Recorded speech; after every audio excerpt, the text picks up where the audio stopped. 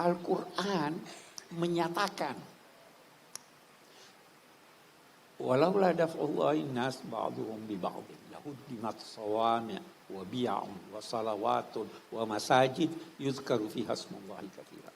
Kalau Tuhan tidak mengizinkan sekelompok orang yang teraniaya untuk membela diri, maka akan dirubuhkan masjid-masjid, biara-biara, gereja-gereja, sinagog-sinagog, di mana di tempat-tempat itu nama Tuhan disebut. Kita bertemu pada ketuhanan yang Maha Esa. Jadi harus dijaga itu, harus dipelihara itu. Sewaktu rombongan ini pulang, diskusi menyangkut akidah tidak ketemu. Ya kan? Kepercayaan umat Kristiani menyangkut Tuhan beda dalam sifat-sifatnya menyangkut ini. Tapi itu tidak menghalangi Nabi menulis perjanjian. Menjanjikan bahwa kalian akan saya bela sebagaimana saya membela keluarga dekat saya.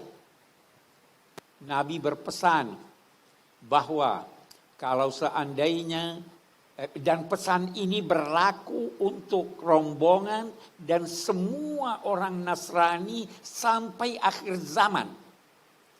Di teksnya itu, bisa dilihat di Google. Teksnya itu berkata apa?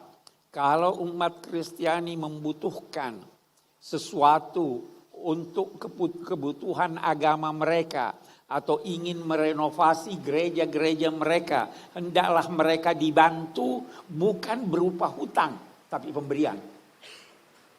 Ada itu. Kalau seandainya ada seorang Muslim yang ingin menikahi seorang wanita Nasrania, maka dia boleh menikahinya dengan syarat tidak memaksanya dan dengan syarat harus seizin keluarganya. Dan kalau dia telah menikah, maka tidak boleh diganggu gugat ajaran agamanya. Dia dipersilahkan untuk melaksanakan ajaran agamanya. Itu yang diajarkan Nabi. Sampai akhir zaman, Bi. Sampai akhir zaman, sampai sekarang dan yang akan datang. Abi membawa itu teksnya tadi, Nalia. Ada bawa teksnya. Perjanjian.